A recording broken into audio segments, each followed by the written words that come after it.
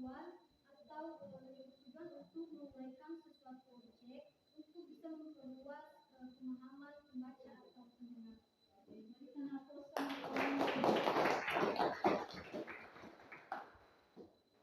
Kira-kira apakah hanya teks eksposisi yang kita bahas minggu yang lalu? Tidak, kalau tidak hanya eksposisi, tetapi ciri-ciri dari teks eksposisi. Sekarang Ibu mau ciri-ciri teks eksposisi itu bersifat singkat, padat, akurat, berusaha menjelaskan sesuatu, gaya bersifat informatif, fakta yang dipakai sebagai alat distribusi dan alat konskritasi, hanya menjawab pertanyaan apa, siapa, kapan, di mana, mengapa, dan bagaimana. Terima kasih diniati bertenggelam. Tadi kawan-kawanmu sudah menyampaikan bahwa materi kita minggu yang lalu kita membahas yang pertama adalah apa? Pengertian dari teks eksposisi. Nah, dalam teks eksposisi itu informasi yang disampaikan harus fakta, akurat, singkat, padat, dan menjelaskan sesuatu. Nah, kita lanjutkan materi kita hari ini. Mungkin anak-anak kami bertanya, apa materi kita hari ini? Karena minggu yang lalu kita sudah membahas pengertian dari eksposisi, ciri-ciri dari teks eksposisi. Sekarang pembahasan kita ataupun pelajaran kita yang pertama adalah struktur dari teks eksposisi. Yang kedua adalah kebahasan dari teks eksposisi tersebut. Nah, ini materi kita tentang teks eksposisi. Ibu mau tanya, pernah kalian mendengarkan manfaat bursa efek ini? Bukan. Atau ada yang pernah mendengarkan kalimatnya walaupun terasa asing bagi kita kalimat dari manfaat bursa efek ini? Pernah kalian mendengarkan atau pernah kalian membaca dari kalimat bursa efek ini? Tidak. Nah, ini nanti yang kita bahas bersama. Tentunya kita bakalan mengetahui dari struktur teks eksposisi yang terdapat pada teks eksposisi yang ada di depan ini. Nah, dalam paragraf ini kira-kira Ibu mau tanya, struktur dari teks eksposisi sudah tercantum? Sudah. Biar lebih mendetail ataupun lebih mengerti kita apa saja struktur dari teks eksposisi. Ibu baru menyampaikan struktur teks eksposisi, berarti anak-anak kami sudah duluan mencari apa itu struktur teks eksposisi. Apa itu kaidah dari pembahasan teks eksposisi tersebut. Apalagi kaidah penulisan atau seperti bagaimana cara penulisan dari teks eksposisi ini. Silakan perhatikan yang ada di depan ini.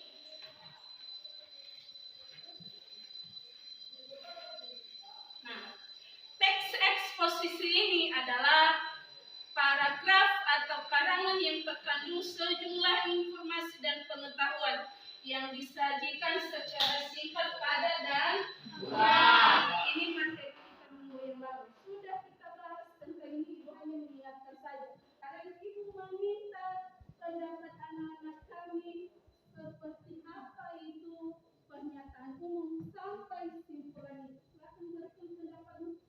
Silakan anak kami. Baik, menurut saya judul itu adalah penelitian atau penjabaran dari topik. Kemudian pernyataan umum atau prinsip itu adalah bagian pembukaan dari teks eksposisi. Kemudian argumentasi atau alasan itu adalah unsur penjelas untuk mendukung tesis yang yang disampaikan. Kemudian penegasan ulang atau penegasan ulang pendapat atau kesimpulan adalah bagian yang bertujuan menegaskan pendapat awal serta menambah rekomendasi atau saran terhadap permasalahan yang berangkat. Terima kasih bersyukurlah. Yang pertama, judul. Tentunya judul ini sangat penting dalam teks eksposisi. Kenapa kita tidak mengerti kelanjutan paragraf demi paragraf kalau contohnya judul tidak muncul pada teks eksposisi baru. Yang kedua, pernyataan umum atau tesis. Pernyataan umum ini atau tesis adalah pengenalan masalah.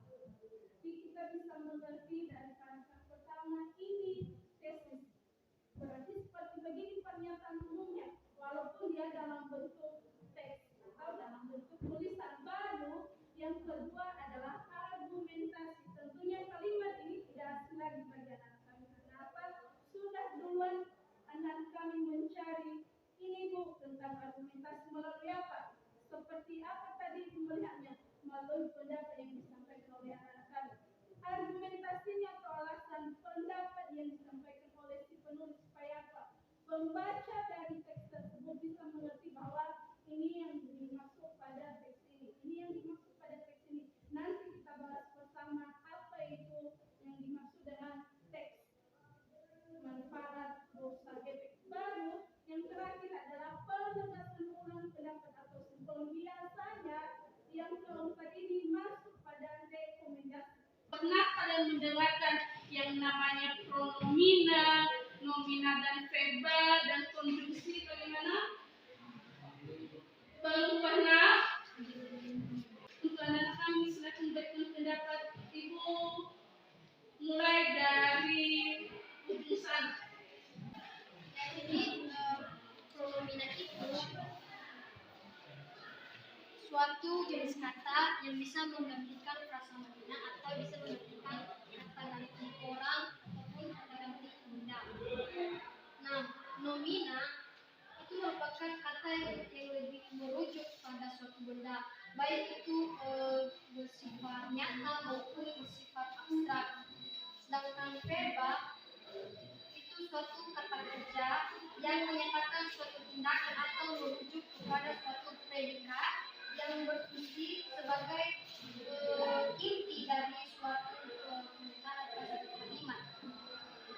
Konjungsi itu suatu kata hubung yang bisa menghubungkan satu kata dengan kata lain, kalimat yang satu dengan kalimat yang lain, frasa yang satu dengan frasa yang satu, dan paragraf yang satu dengan paragraf yang lain. Kalimat yang Ibu muat atau kalimat yang ada di depan kalian adalah kalimat yang mudah dimengerti. Yang pertama adalah menentukan topik yang akan disajikan. Yang kedua adalah menentukan tujuan dari eksposisi tersebut. Baru langkah yang ketiga adalah memilih data yang sesuai dengan tema. Keempat adalah membuat kerangka karangan. Kelima adalah pembahasan dengan mengembangkan kerangka karangan. Dan yang terakhir adalah membuat simpulan. Ini nanti tugas kita bersama-sama. Ibu akan membagi kelompok. Ini Ibu tunjuk, ini adalah kelompok 1, kelompok 2, kelompok 3, kelompok 4, dan kelompok 5.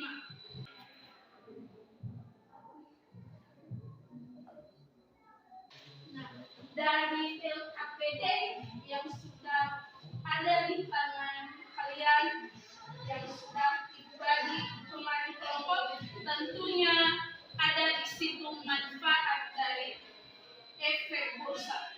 Silakan dibaca kelompok, silakan bekerjasama dengan kelompok anggota yang lain yang menjadi tugas bersama dan harus dikerjakan saat ini.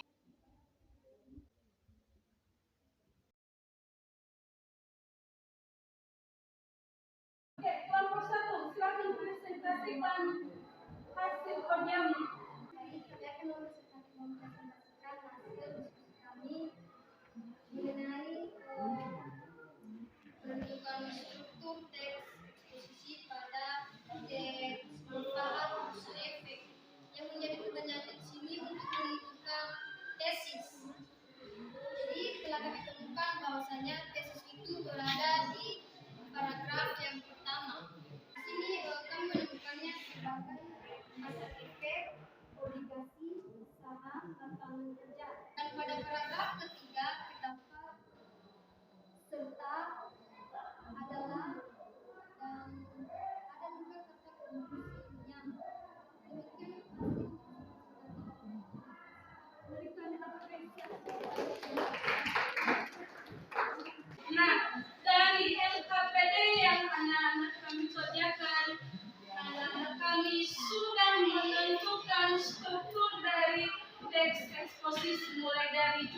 sampai penegasan ulang pendapat atau simpulan. Dan pembahasan yang ketiga, anak-anak kami sudah menentukannya dari teks manfaat dosa efek.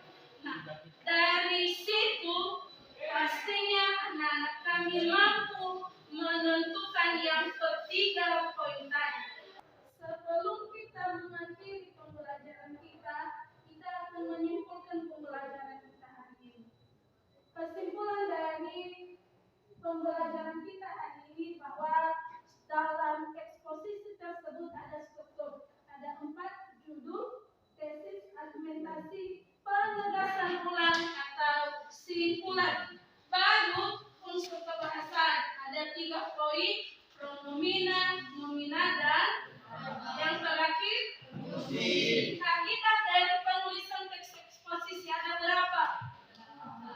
8 dari topik sampai nah, itu adalah pembelajaran kita hari ini. Sebagai pembahasan kita minggu depan, materi kita tentang mengembangkan kerangka teks eksposisi.